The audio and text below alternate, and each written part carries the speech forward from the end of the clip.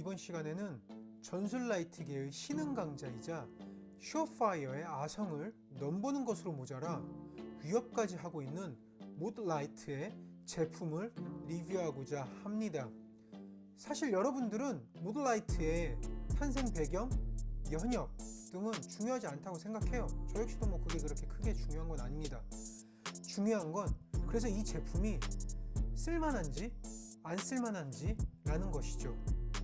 그래서 거두절미하고 바로 리뷰를 시작하도록 하겠습니다.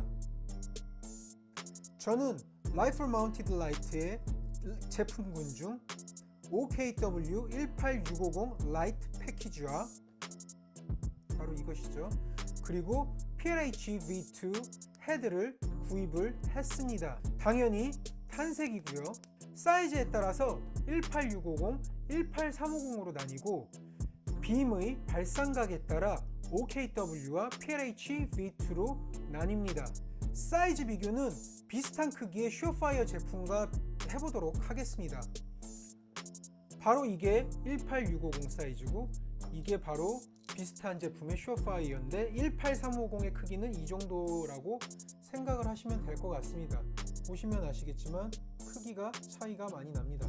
이게 18650, 이게 18350 사이즈라고 보시면 됩니다. 제가 구입한 OKW18650 제어는 다음과 같습니다. 무게는 배터리 포함해서 150.2g 정도 되고 길이는 이 테일캡 포함해서 13.6cm 정도 됩니다. 가장 중요한 빛의 세기인데 무드라이트는 루멘이 아닌 캔들라라는 단위를 사용합니다. 캔들라는 광도를 나타내는 단위고 루멘은 광선속을 나타내는 단위입니다. 광도, 광선속이라는 단어가 생소할 수 있어 쉽게 설명을 해드리자면 광도는 빛의 세기 혹은 강도를 의미하고 대략적으로 촛불 하나를 켰을 때 하나 정도의 밝기라고 생각을 하시면 되겠습니다. 광선속은 빛의 흐름, 경로를 의미하는 것이며 광원이 내보내는 빛의 양으로 이해하시면 됩니다. 만약 루멘에서 캔들라 혹은 캔들라에서 루멘으로 변환하려면 스테레이디언이라는 입체각의 무차원 상수가 필요한데 어렵죠? 적합한 표현은 아니지만 여기서는 빛의 발산각 정도로 이해하시면 될 것 같습니다. 쉽게 결론만 말해서 1캔들라가 365도를 전방위를 비추면 바로 12.57 루멘이 됩니다. 다시 본론으로 돌아와서 모드라이트의 OKW18650은 680 루멘에 69,000 캔들라의 세기와 흐름을 가지고 있습니다. 이것으로 유추해 볼 때 OKW 같은 경우에는 발산각이 약 6.5도라는 이야기이기도 하죠. 그리고 이 PLH V2 헤드는 1350 루멘에 54,000 캔들라의 세기와 흐름을 가지고 있습니다. 발산각은 계산을 해보면 약 10.3도가 나오게 되겠죠. 이 두 가지 제품의 장점은 바로 스카헤비, 제식 명칭은 마크 17이죠. 마크 17의 반동도 견디고 여기까지는 다른 라이트들과 큰 차이가 없지만 차이점은 바로 볼 플로트라는 렌즈를 사용하고 있습니다. 어느 정도 모드라이트에 관련된 별로 중요하지 않은 이론적인 이야기는 여기서 마무리하고 본격적인 테스트를 시작하도록 하겠습니다. 자, 그러면 모드라이트 OKW부터 시작하도록 하겠습니다. 지금 OKW 라이트로 빛을 조사하고 있습니다. 굉장히 원이 가깝게 모여요. 굉장히 일직선으로 지금 화면상으로는 보이실지 모르겠는데 제가 지금 육안으로 봤을 때는 빛이 직진성을 띠면서 굉장히 좁은 각도로 쭉 뻗어나가고 있습니다. 지금 여기 제가 건물 하나를 지금 비추고 있는데 잘 보이실지 모르겠는데 쭉 뻗어서 그 스팟만 보여주고 있습니다. 다음은 PHLV2 헤드를 테스트하도록 하겠습니다.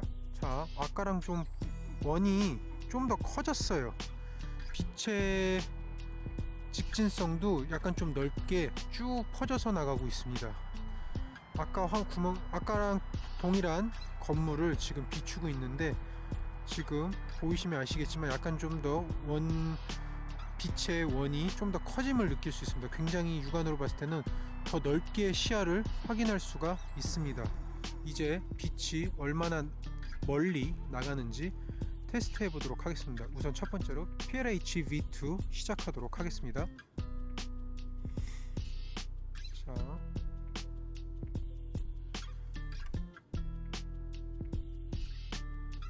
이 정도 굉장히 나가긴 하는데 굉장히 넓은 지역을 비춰주고 있습니다. 자, 이제 OKW입니다. 빛이 나가는 게 좀 더 길게 나가는 게 느껴지시나요? 화면상으로 빛이 더 길게 나가는 게 느껴지시는지 모르겠습니다. OKW가 PLH-V2보다 훨씬 더 길게 쭉 뻗어 나갑니다. 대신에 그 뻗어 나간 곳만 밝게 비추고 있지, 그 라이트 빛의 주변은 잘 식별이 안 되고 있습니다. 다시 PLH-V2, 이 주변의 나무를 보시면 아시겠지만 아까는 나무가 잘 위에 바로 여기 있는 나무가 보이지가 않았는데 OKW 때는 지금 빛이 보이죠? 그만큼 PLH-V2가 더 넓은 조사각을 가지고 있다고 보셔도 무방하겠습니다. 자, 다시 OKW. 자, 아까랑 나무랑 동일한 선상에 빛을 비추고 있는데 지금 이 나무가 보이지가 않죠? 아까랑 다르게 그만큼 좁은 조사각으로 쭉 뻗어 내보내고 있습니다. OKW는 빛을 비추는 반경이 좁긴 하지만 굉장히 쭉 멀리 뻗어나가서 굉장히 먼 거리를 식별할 수 있게끔 하고, PLH-V2 같은 경우에는 OKW보다는 좀 더 넓은 반경을 더 넓게 볼 수 있게 하고 있습니다. 다만 거리를 봤을 때는 OKW보다는 약간 좀 짧은 거리, 그래서 제가 생각하기에는 OKW 같은 경우에는 굉장히 긴 필드, 사거리가 굉장히 긴 지형 지물을 체크를 할 때 사용을 하면 좋을 것 같고, PLH-V2 같은 경우에는 좁은 실내 혹은 건물 같은 넓은 곳을 전방위를 비추기에 좋은 헤드인 것 같습니다. 지금까지 두 가지 헤드의 테스트를 해보았습니다. 확실히 출력도 안정적이고 충분히 밝았어요. 사용자의 작전 환경에 따라 헤드를 선택하면서 운용할 수 있다는 점이 제가 보기엔 큰 장점으로 다가왔습니다. 물론 단점도 존재해요. 바로 배터리 문제인데요. 미군은 최근 3년에서 5년 정도 사이 동안 전력 공급 플랫폼을 차량 혹은 작전 기지 등에 확립하면서 충전지가 가지는 불편함을 해소를 했어요. 하지만 우리나라 한국군 같은 경우에는 아직 그런 플랫폼이 확립되지 않아서 일회용 배터리가 작전 환경에 더 어울릴 수 있다고 생각합니다. 그리고 모드라이트의 가장 큰 약점은 제품 라인들 중에서 IR 조명이 없다는 거예요.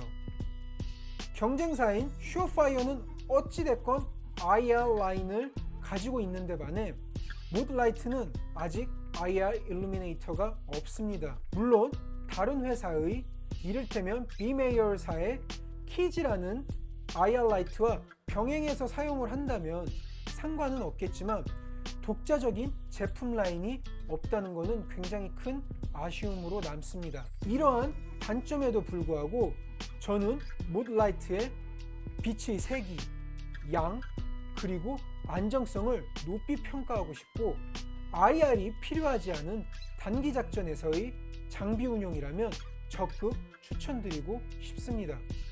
이상 콜텍스였습니다. 감사합니다.